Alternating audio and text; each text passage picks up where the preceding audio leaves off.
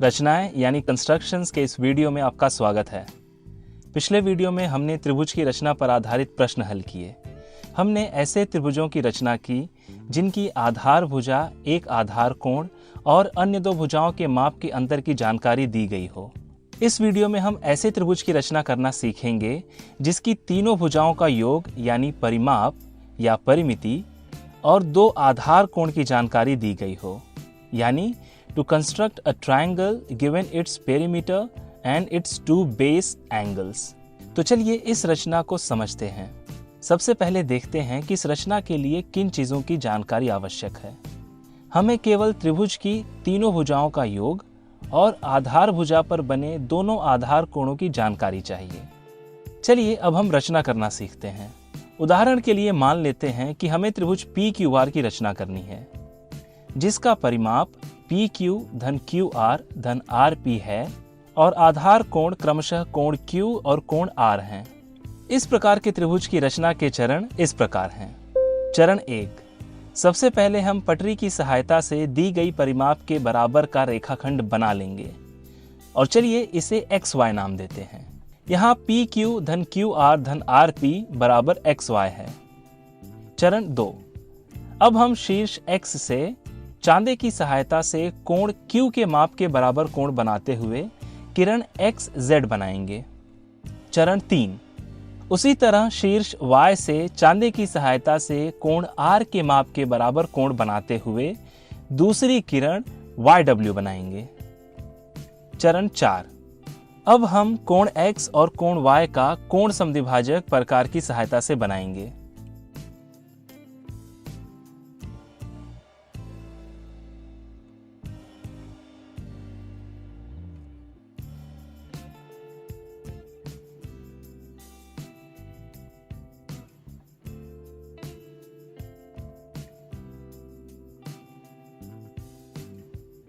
चरण 5, और कोण X तथा कोण Y के समद्विभाजक जिस बिंदु पर प्रतिच्छेद कर रहे हैं उसे बिंदु P नाम देते हैं।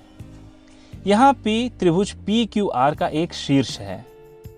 दोस्तों, क्या आप बता सकते हैं कि हमने त्रिभुज PQR में से शीर्ष P को ही क्यों चुना?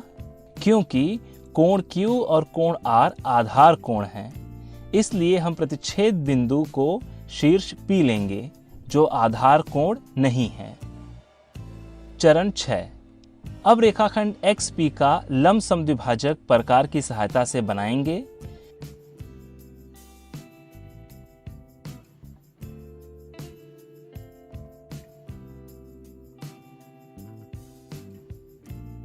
जो कि रेखाखंड XY को प्रतिच्छेदित करती है और इस प्रतिच्छेदन बिंदु को हम त्रिभुज PQR का अगला शीर्ष Q नाम देते हैं।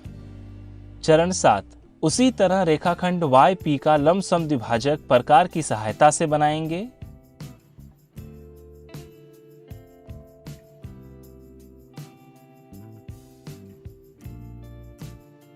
जो कि रेखाखंड XY को बिंदु R पर प्रतिच्छेदित करेगा।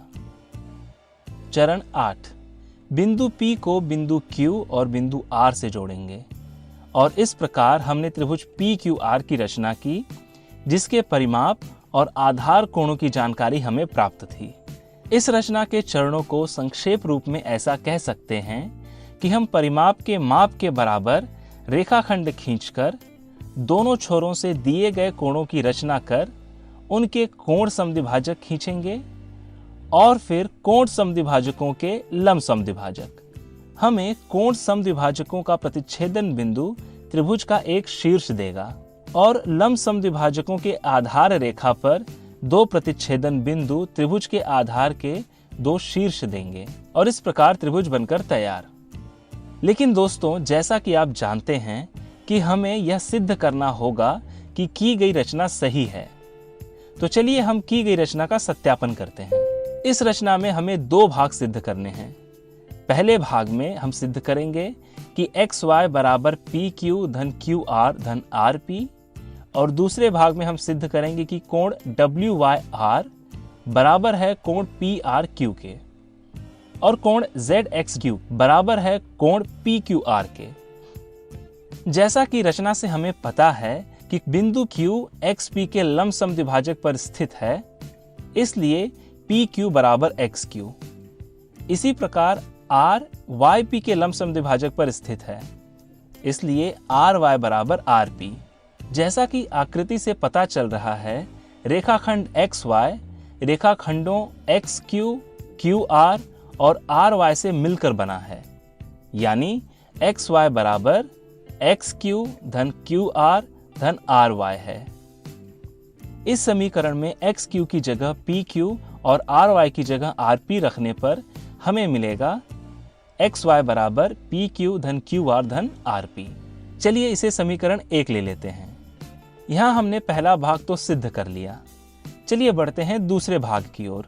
आप वीडियो पॉज कर यह सोच सकते हैं कि हम इसे कैसे सिद्ध करेंगे।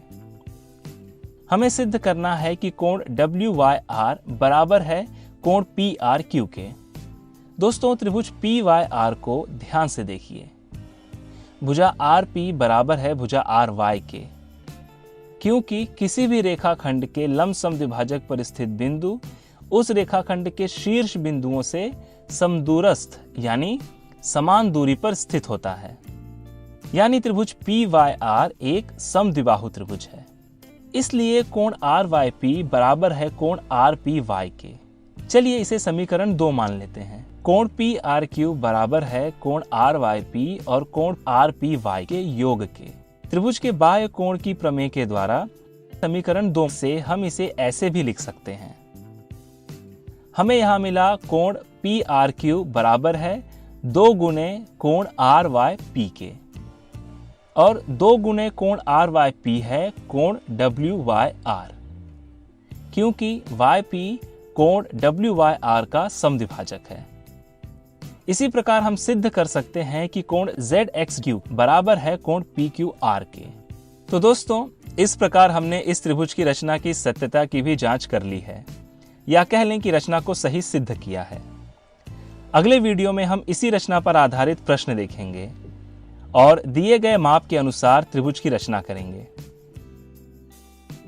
इस वीडियो में हमने ऐसे त्रिभुज की रचना करना सीखा जिसकी तीनों भुजाओं का योग यानी परिमाप और 2 आधार कोण की जानकारी दी गई हो। मिलते हैं अगले वीडियो में। धन्यवाद।